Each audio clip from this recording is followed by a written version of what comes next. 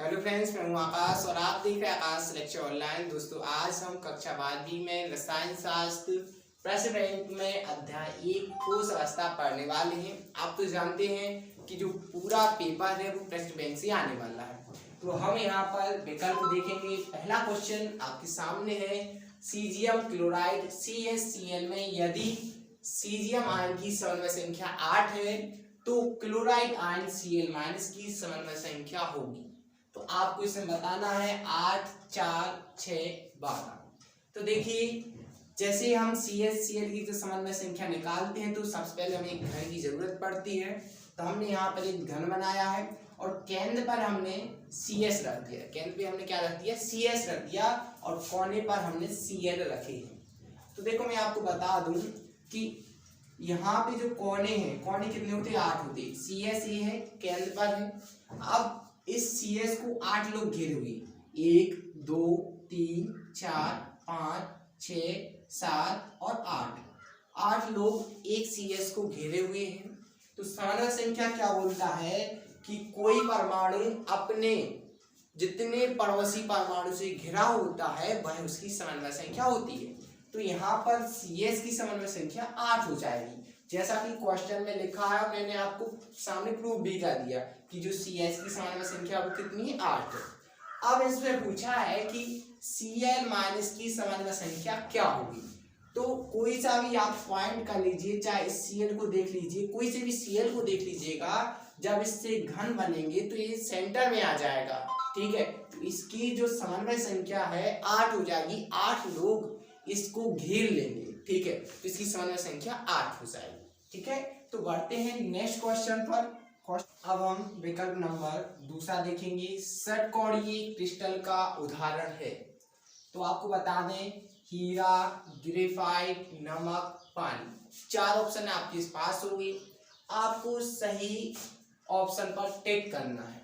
तो देखिए, सबसे पहले हम पानी को देख लेते हैं। ठीक है, तो पानी की जो संरचना वो क्या होती है? H2O।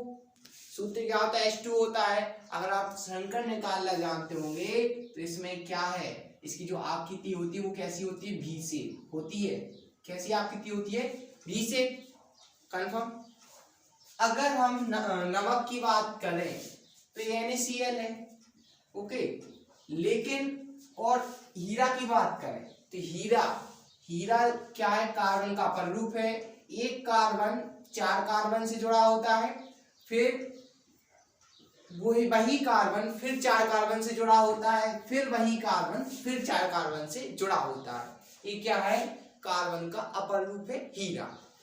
तो इसका जो संकरण कहते हैं उसमें क्या होता है? sp3 संकरण होने की वजह से इसकी आकृति होती है चतुष्फलक की। तो पानी भी नहीं है, नमक भी नहीं है और हीरा भी नहीं है। अब बचता है ग्रेफाइट। तो ग्रेफाइट की अगर आप संरचना की बात करें तो ग्रेफाइट में क्या होता है कि एक इलेक्ट्रॉन मुक्त होता है। जैसे कार्बन है, कार्बन के पास 4 इलेक्ट्रॉन है, तो 4 इलेक्ट्रॉन में से इसकी 3 संयोजकताएं इस प्रकार से होती हैं और एक संयोजकता ही मुक्त रहती है। कैसे बनता है? जैसे कार्बन है तो यहां से ऐसा आ जाएगा और इस प्रकार से ऐसा। तो यहां पे आप देखो, इसकी 3 है, इसकी भी 3 है। तो अब यहाँ पे क्या होगा? फिर से एक ऐसा होगा और इस प्रकार से आकृतियां बनती जाती हैं। अपर रूप है, मतलब इस प्रकार डॉट डॉट होता जाएगा। तो अब देखो, इसकी 3 हो गई, 1, 2, 3। अभी इसकी कितनी है? 1, 2 है। इसके बाद इसी प्रकार से आप इस पे बना दो। तो इस प्रकार से इसकी भी संयोजकता कितनी हो गई? 3 हो गई और एक इलेक्ट्रॉन मुक्त रह गया। तो इसमें संकरण हो गया sp2 और इस कारण इसकी आकृति क्या हो गई? षटकोणीय। तो इसका आंसर क्या आ जाएगा? ग्रेफाइट। ओके, नेक्स्ट क्वेश्चन है, मॉम उदाहरण है। आयनिक ठोस, धात्विक ठोस, ससेरी ठोस और आकृष्टीय ठोस। तो यहाँ पर हम देखेंगे कि जो आयनिक ठोस होते हैं वो आयनों से मिलकर बने होते हैं, इसलिए यह ठोस आयनिक ठोस नहीं है। हम बात करते हैं धात्विक ठोस की, तो जो धातु होते हैं वही धात्विक ठोस होते हैं। तो जो मॉम है वो धातु भी नहीं है। उसके बाद करते हैं ससेरी ठोस और आकृष्टीय ठोस की। तो देखिए आकृष्टित ठोस होते हैं, उनकी अनिश्चित ज्यामिति होती है। जैसे मोम हो गया, रबर हो गया। अगर आप रबर को दबाओगे तो दब जाएगा, शेप चेंज हो जाएगा। अब मोम में क्या होगा कि जो मोमबत्ती होती है उसका जो गलनांक और क्वथनांक है वो निश्चित नहीं रहता, उसका गलनांक क्वथनांक अनिश्चित होता है। इस कारण यह ठोस आकृष्टीय ठोस होगा। इसके दो एग्जाम्पल रबर और कांच भी। क्या एग्जाम्पल है? रबर और कांच। अगर आ जाए रबर उदाहरण है या कांच उदाहरण है तो आकृष्टीय ठोस का उदाहरण है, तो मोम भी किसका उदाहरण है? आकृष्टीय ठोस का। ठीक है। नेक्स्ट क्वेश्चन है, एक अंतः केंद्रित घनीय सेल में परमाणु की संख्या होगी 1 2 3 4।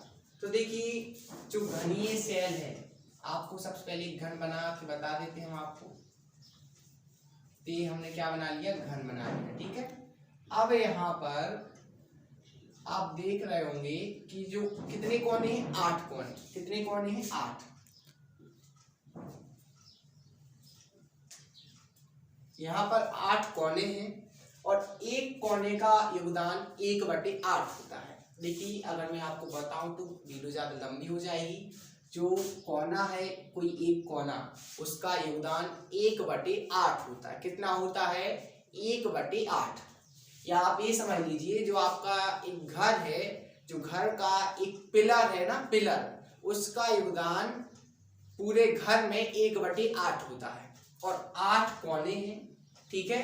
तो 1/8, एक कोने का योगदान 1/8 है और 8 कोने हैं, तो 8 का क्या कर देंगे हम? गुणा कर देंगे। उसके बाद अंतः केंद्रित घनीय सेल में क्या होता है कि 8 कोनों पर परमाणु होते हैं और एक परमाणु केंद्र पर होता है, तो एक परमाणु लिख देंगे केंद्र पर। तो यहाँ पे 8 से 8 कट जाएगा तो 1 और 1 कितना आ जाएगा? 2। तो इसका आंसर 2 आ जाएगा। तो यहाँ पर देख सकते हैं कौन सा ऑप्शन मैच कर रहा है? बी वाला। ठीक है, तो ये सही है। नेक्स्ट क्वेश्चन है 5th वाला, समचतुष्फलक समिति के लिए त्रिज्या अनुपात की सीमा है। तो यहाँ पर आपको ऑप्शन दिए गए हैं, 4 ऑप्शन है। अब मैं आपको बता दूं, इसके लिए आपको डेरिवेशन करना पड़ेगा, उसके बाद ही आप आंसर निकाल पाएंगे। तो इसके लिए आप डायरेक्ट आंसर लगा लीजिएगा 0.225। इस सिविलाल की बुक में पूरा डेरिवेशन दिया है। और अगर आप कमेंट करके आप कह सकते हैं कि सॉल्यूशन बताइए, तो हम अगली वीडियो में आपके लिए सॉल्यूशन जरूर लेके आएंगे। ठीक है। तो अभी आपके इस चैप्टर से 1 नंबर का आना है, इसलिए आप फटाक से टिक कर लीजिएगा। नेक्स्ट क्वेश्चन है 6वां, एक ऋणायन के स्थान पर यदि क्रिस्टल जालक में 1 इलेक्ट्रॉन विद्यमान हो तो उसे कहते हैं। ठीक है। तो इसमें क्या होता है कि मान चलिए क्रिस्टल है। ठीक है। अब क्रिस्टल में A+, B-, A+, B-, B-, A+, इस प्रकार से क्रिस्टल होता है। प्लस रहेगा, माइनस रहेगा, प्लस रहेगा, माइनस रहेगा। अब मान के चलो 1 इलेक्ट्रॉन चला जाए यहाँ। ठीक है। यहाँ पे ऋणायन चला जाए और इलेक्ट्रॉन बचा है। ठीक है। तो इस पॉइंट को क्या कहते हैं? एफ केन। क्या कहते हैं? एफ केन। तो यहाँ पर इसका आंसर हो जाएगा एफ केन। क्या हो जाएगा? एफ।